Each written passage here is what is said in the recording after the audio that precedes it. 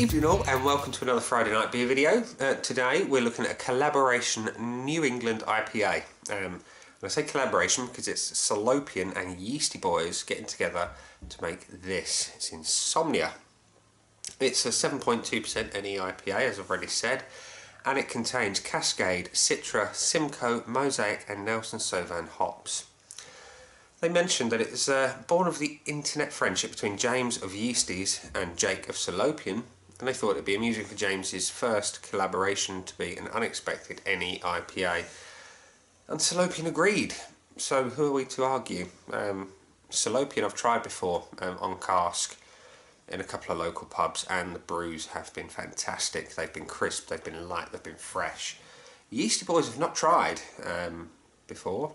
I've seen them mentioned many times, but just not got round to it. So, what can I tell you? Well, like I've already said, it's 7.2% ABV. It contains live yeast. I've got to be careful when pouring. It's suitable for your vegans and your vegetarians and omnivores and carnivores alike. So, what do? Well, we take advice of the label. It says, drink fresh. So that's what we're going to do. And just for those who are interested in how much this 500ml bottle costs, not a lot in craft beer terms. What would you pay for it? Well, would you be happy to pay £6? £5.50? £5? About £4.50, because that's all it cost me. 4.5 Imperial credits of the realm. I don't know if you can see the ticket on the top there. I haven't taken it off yet. I'm going to be careful not to tilt the bottle too much because I don't want to disturb the yeast before I pour. So, let's be careful. Crack it open. Grab my glass, which I have just rinsed out because I've not long since finished a pint of something else, and we're going to pour. What have we got? We've got it's not the lightest. Then again, I don't expect it of an NEIPA.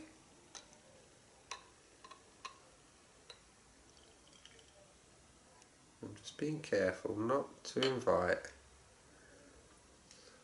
the dregs. What we got there? Yeah, we're about there. Sit that on top of my trusty Fender bass amp there. So what have we got? Well, look at that. Slightly murky, which is one thing I like, the hazy.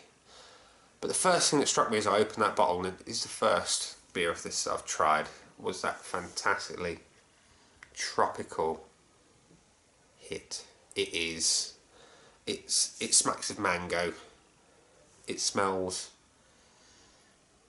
amazing. I mean, there's that slightly zesty attribute from Citra. There's honestly, guys, there's that stone fruit from possibly from the Mosaic hops, and that kind of that ever so slightly dank note to the nose. What else have we got again? Let's have a look. Yeah, Nelson Sauvin, that slightly Trafalgarish sounding hop at Nelson, sorry. Simcoe, Cascade. I'm not familiar with the particular attributes of those hops. I shall have to look it up because I feel a bit of a fraud sitting here telling you about the ones I know and not being able to say anything about those that I'm not au fait with. But the important thing is what it tastes like. I say it smells amazing. Let's see what it's like.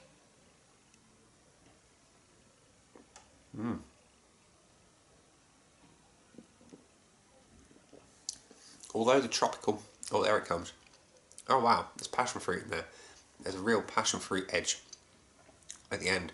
The first hit, you get a touch of mango. The mango is more prominent in the aromas than it is in the taste.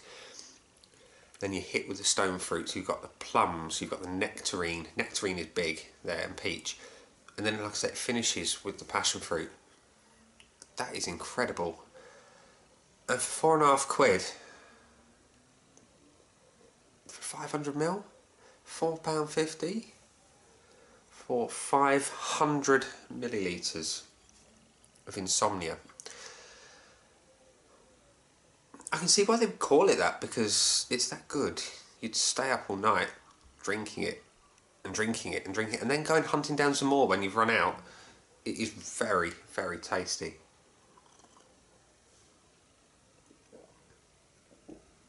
There's an element of booze Nothing overly in your face. It's enough that it's there. It just gives you a tiny hint. If you like big hitters, say like Wylam's Midnight Train to Biker, where it's like a real smack in the face from Mike Tyson, that kind of level of booze, this might not be for you. But if you want something that's a bit more than, I don't know, something a real light session ale where the booze is completely hidden in the background, sort of masked by the malt and the hop, this is ideal. If you love them fruity, this is ideal. If you like stone fruit, if you like tropical fruit, if you like something with a bit of mouthfeel, because it's, how can we put it? It's not thin, it's not overly thick and cloying like some can be. If thin was 1, cloying was 10, this is probably sitting around a 6.5 to me. It's got a pleasant mouthfeel, and I guess that comes from the wheat and the oats that are in there. All the brews that I've sort of drunk that have wheat and oat in, they have this kind of texture to them. It's very, very pleasant indeed.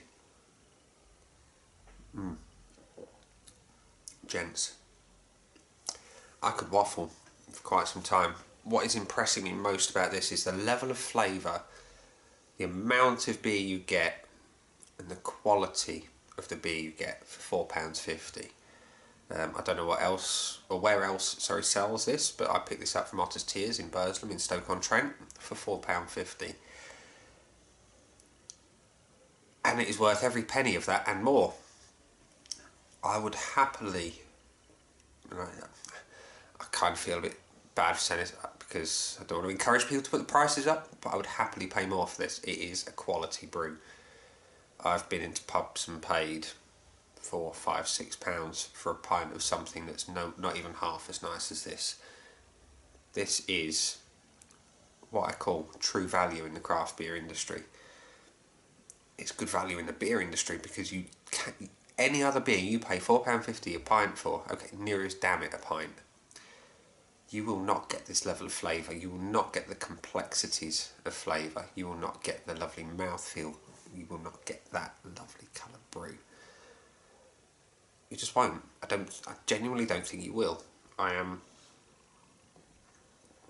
suitably impressed. I was not expecting this to be as good as it was, and I'll be honest, it's been sitting in the fridge now for a couple of weeks. Last week I was on call, I couldn't drink a lot. I have to stay compos mentis for anything that might go down. But this one, this Friday, has been pretty horrible by all work standards. And I'm glad I got this, because this is a joy. It's a true joy to drink. So before I waffle on too much and sound like I'm a proper fanboy, I'm going to wrap up.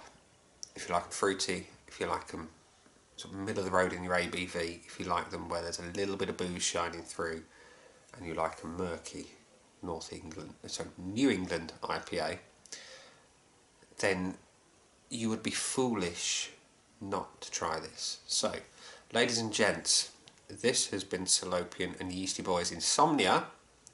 I have been Nick. I'm going to go and drink this, play a bit of bass, and I will see you again soon. Bye.